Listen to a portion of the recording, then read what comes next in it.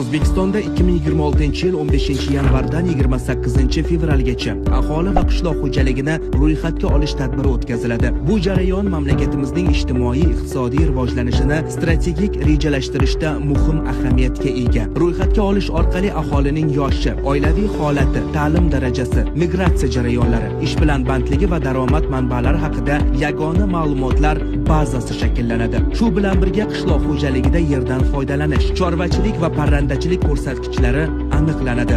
Mazkur tadbir ikki usulda amalga oshiriladi. Birinchi usulda 2026-yilning 15-yanvaridan 31-yanvarigacha bo'lgan muddatda census.stat.uz sayti orqali onlayn ro'yxatga olish ishlari amalga oshiriladi.